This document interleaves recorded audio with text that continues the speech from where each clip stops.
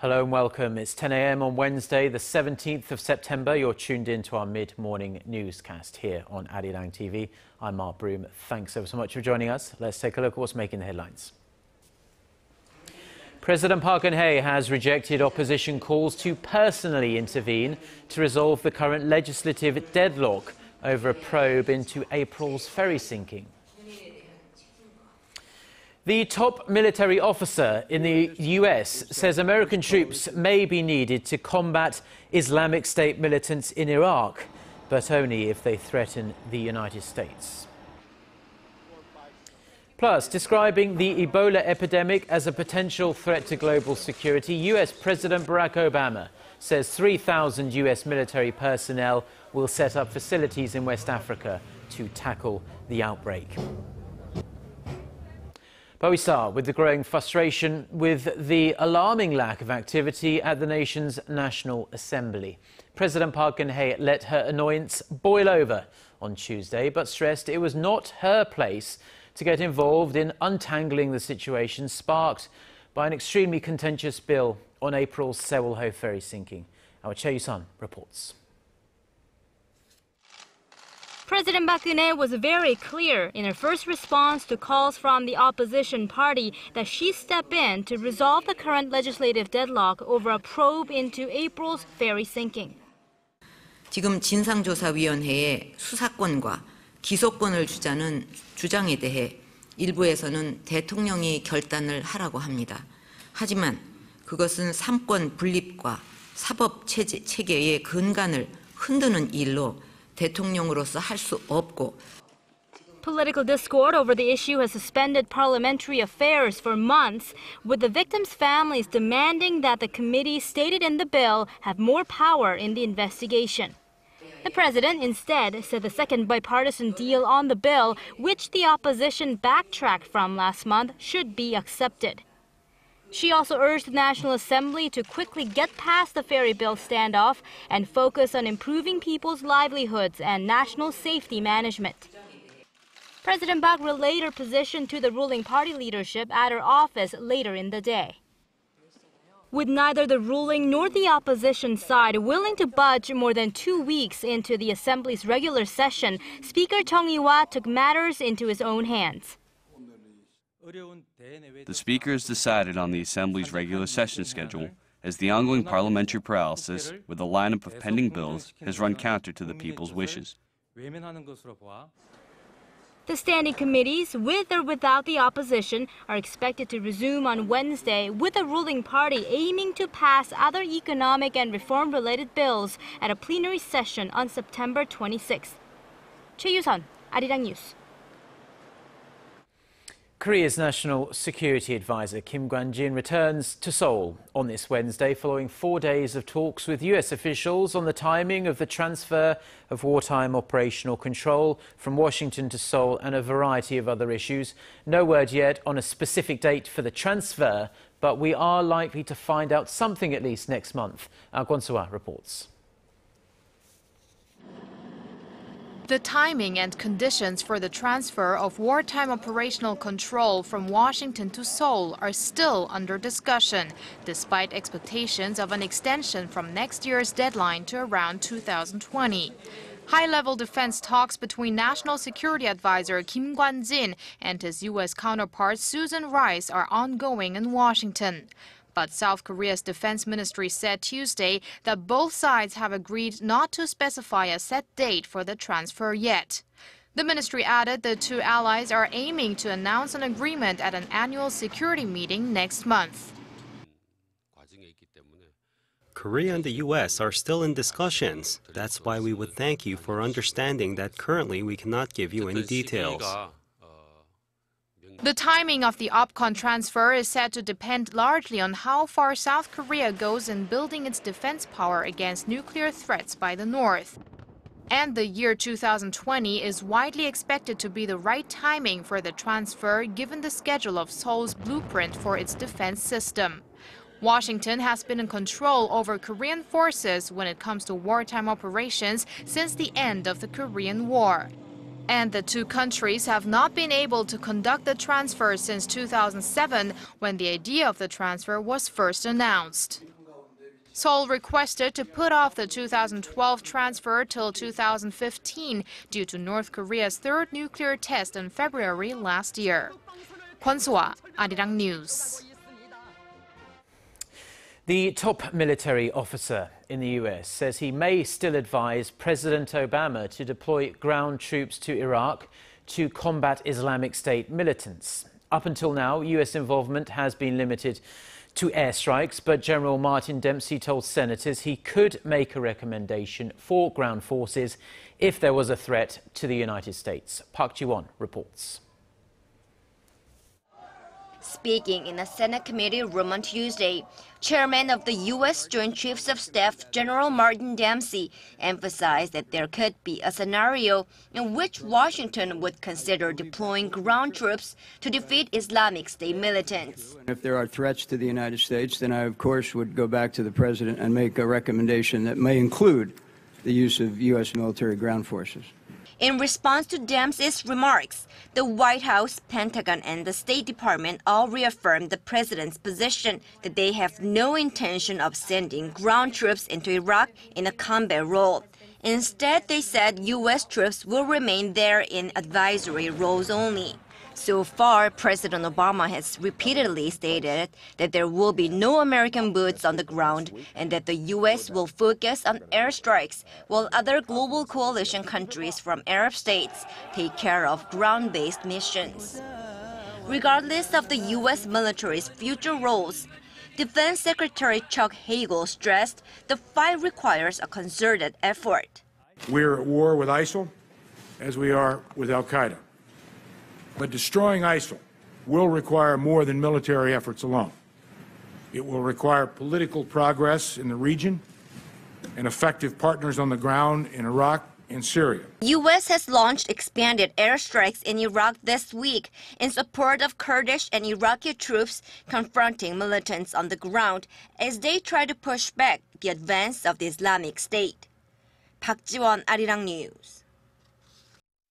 And on a related note, President Park's top security advisor hasn't ruled out providing military assistance to the US-led efforts to fight Islamic State militants, although it will most likely be in the form of humanitarian aid. Kim Kwon-jin made the remarks on Tuesday after talks with US Deputy Secretary of State William Burns in Washington. The exact size and details of the aid has yet to be confirmed. Now, Kim also said Korea is looking to send around 3,000 military medical personnel to countries in West Africa affected by the latest Ebola outbreak. He added that he will work on the details in more detail when he arrives back in Seoul. Now, North Korea has sent a strongly worded letter to South Korea's presidential office demanding it stop South Koreans sending anti-Pyongyang propaganda leaflets across the border. A South Korean government official says North Korea's National Defense Commission sent 2 letters to the National Security Council, one on Monday and the other last Saturday.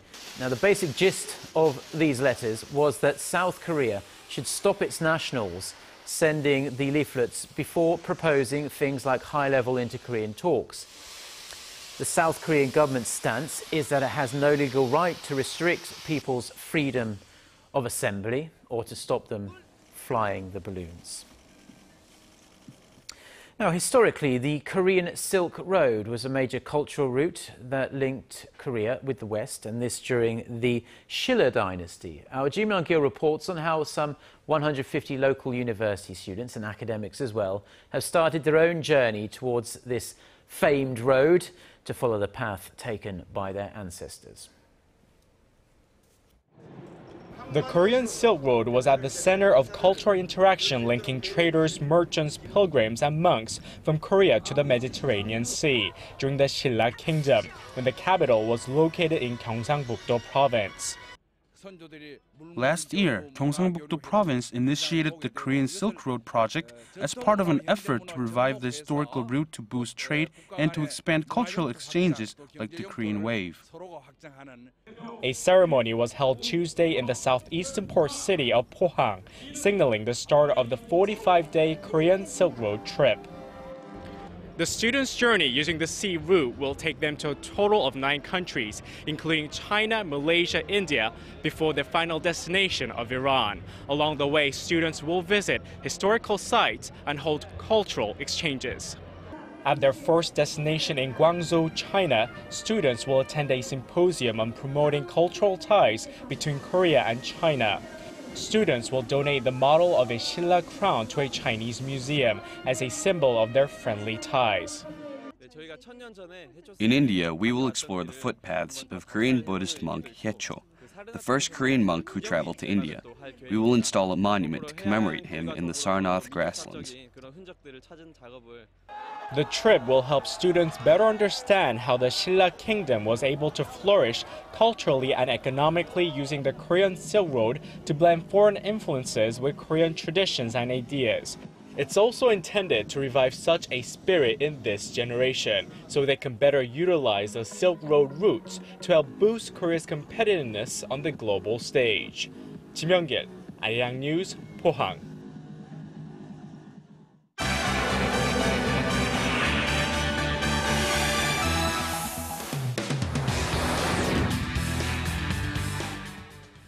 Well, now it's time for a look through the global headlines we're following on this Wednesday morning. For that, we turn to Eunice Kim, who's standing by for us, as always, at the News Centre. Very good morning, Eunice. Hello, Mark. So, US President Barack Obama is calling for a more concerted global response to contain the Ebola epidemic, and that includes the rather new measure of sending thousands of troops, US troops, to West Africa. That's right, Mark. We are talking about some 3,000 military personnel, apparently around the same number that the Korean government is considering as well, some of whom will be given the task of training 500 healthcare workers per week as the U.S. tries to catch up to the damage already done by this spiraling epidemic. They'll also build more treatment centers, isolation centers, and offer logistical and engineering support to combat Ebola. As President Obama said, it remains a national security priority for the United States. It remains to be seen, however, whether this will be enough to impact the outbreak that is so already entrenched. The United Nations now says containing the West African epidemic would cost nearly $1 billion to keep it from turning into a human catastrophe, adding that the number of Ebola cases could begin to double every 3 weeks.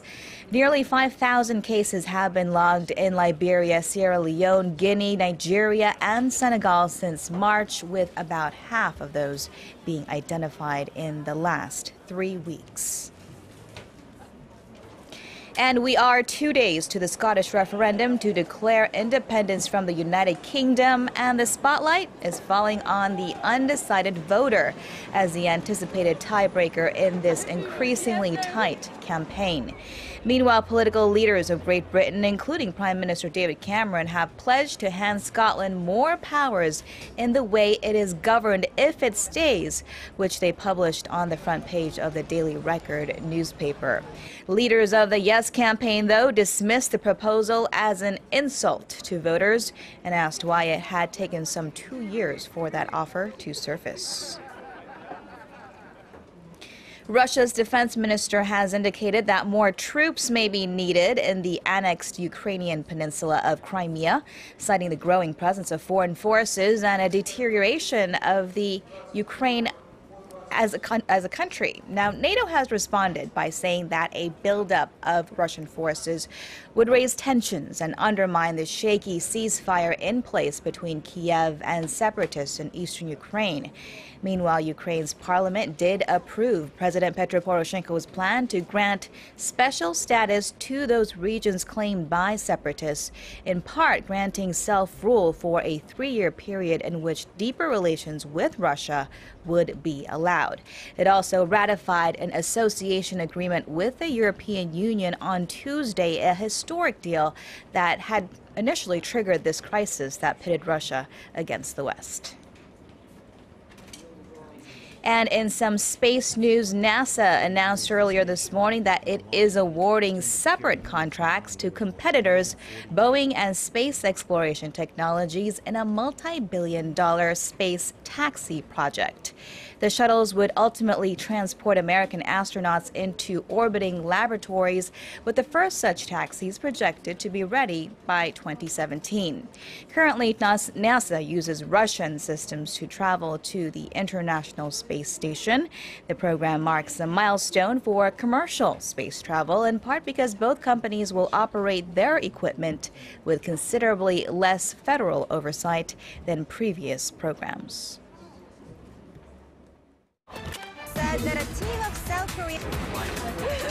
Get connected to Korea and the world.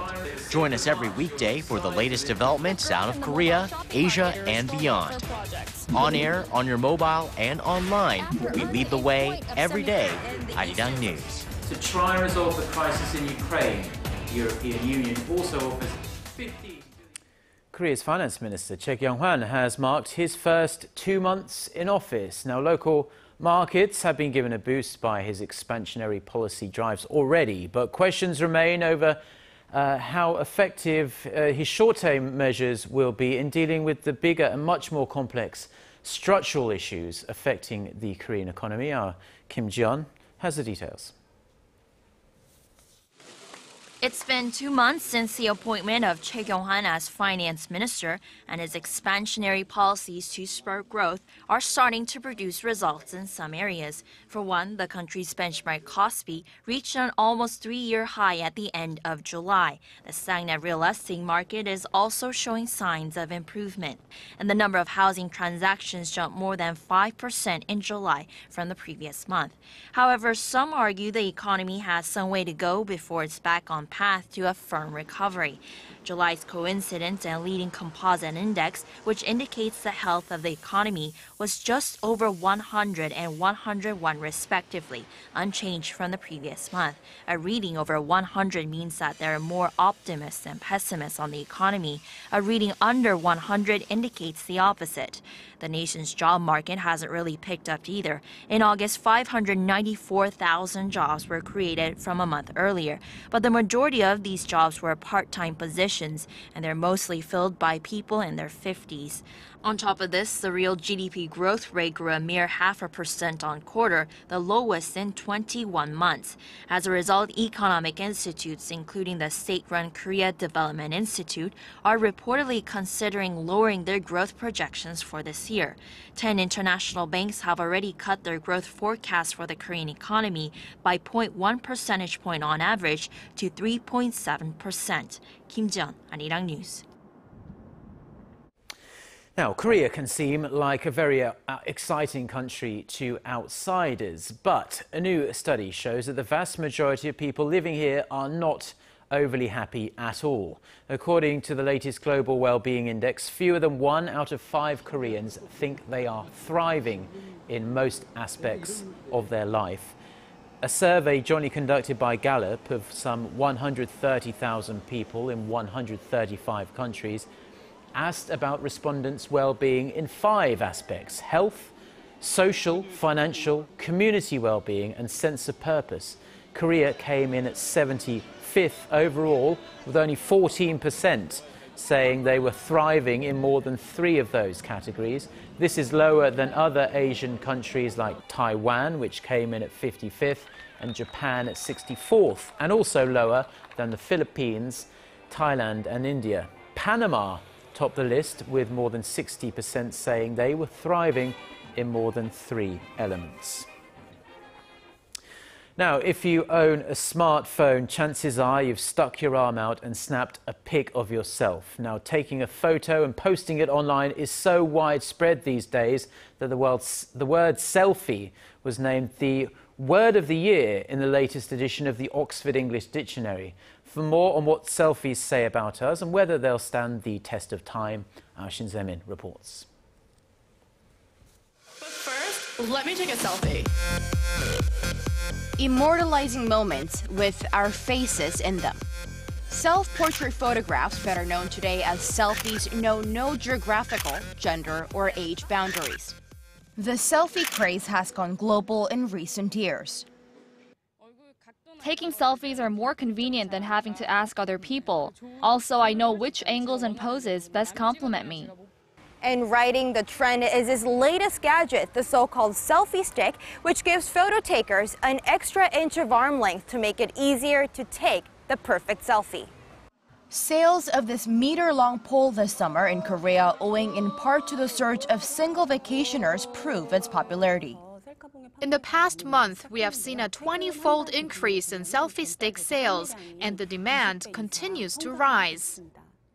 So is this just an advanced way of taking selfies and indulging yourself in narcissistic moments? Some say it is. But it could be more than that in Korea.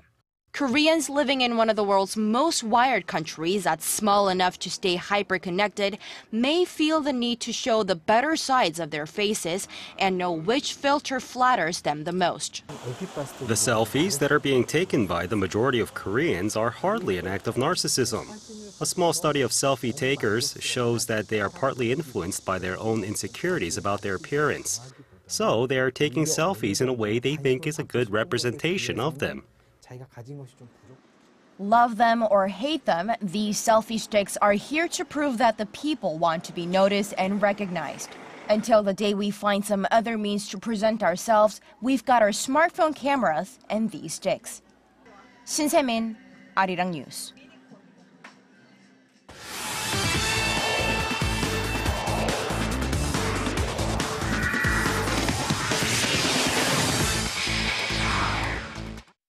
And a good Wednesday morning to you all as we kick things off with the 2014 Incheon Asian Games, which is now just 2 days away. And on Tuesday, the main squad of the South Korean delegation arrived in Incheon. Now 60 members of the delegation arrived in Incheon, led by the head of the Korea Sailing Federation and chief of delegation Park Geun-hye, and began their stay at the Athletes Village. Park vowed to achieve good results in order to heal the wounds of the people caused by the tragic Sero ferry accident back in April. Meanwhile, the entire South Korean delegation will have the official flag-raising ceremony on Thursday. And at the same time, the North Korean main delegation also arrived in Incheon as they began their stay at the Athletes Village. Meanwhile, one of the things you'll see during the opening ceremony on Friday is the athlete's oath. And on Tuesday, it was announced that Olympic archer Oh Jin-hyuk and Olympic fencer Nam Hyun-hee will represent the athletes in Incheon. Now, they become just the third Korean duo to recite the athlete's oath since the 1986 Seoul Asian Games and the 1988 Seoul Summer Olympics. The oath will be a pledge of commitment to the spirit of sportsmanship and fair play. Now, Oh Jin-hyuk is a London gold medalist and a 3-time world champion, and Nam Hyun-hee has won 5 gold medals during the past 3 Asian Games. And shifting over to golf, where 19-year-old Kim Hyo-joo returned to Korea on Tuesday after winning the 2014 Arirang Championship.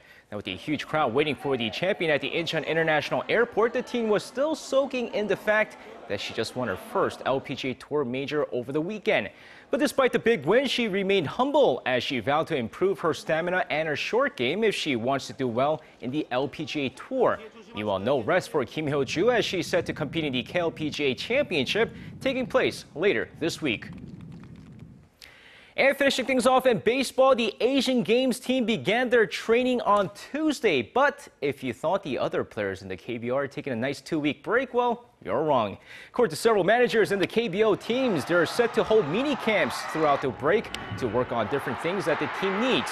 And teams in Seoul and the metropolitan area like the Tusan Bears, the LG Twins, and the SK Wyverns, including the Nexon Heroes, are set to play exhibition games against the KT Wiz, who are set to join the KBO next season.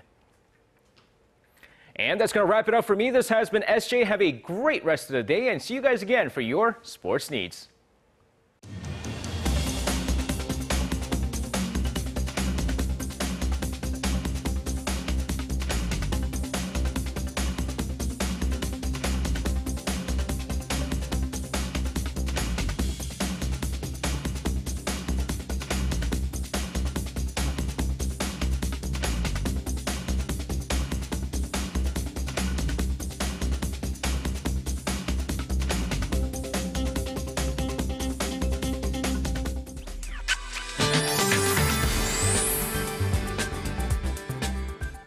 Good morning. It's shaping up to be a cloudy day today, and rain is expected in some parts of Jeju, Gangwon-do, and Gyeongsang-do area. So those regions will receive about 5 to 20 millimeters of precipitation, while the rest of the peninsula will see outbreaks of rain during the day.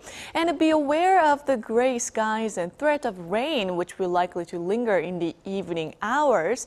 And as you've noticed, it's much cooler today, and top temperatures will only hover in the mid-20s in many areas. So let's take a closer look at those temperatures.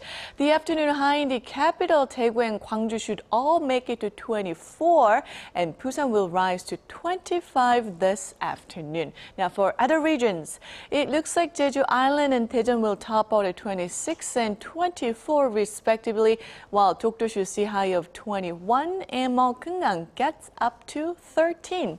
Now the weather outlook for the rest of the week here in Seoul is looking fine. Temperatures will rise to warm side and skies will be bright. But on Sunday, we're looking at a slim chance of nationwide showers. Well, that's all from me at this hour, and let's send it back to Mark in the studio. Thank you very much, Jion. It looks like there's some nice weather on the way. So those are the stories we have for you at this hour. For more of the latest stories, don't forget to check out our website, which can be found at arirang.co.kr/news. Do enjoy the rest of your day. Goodbye.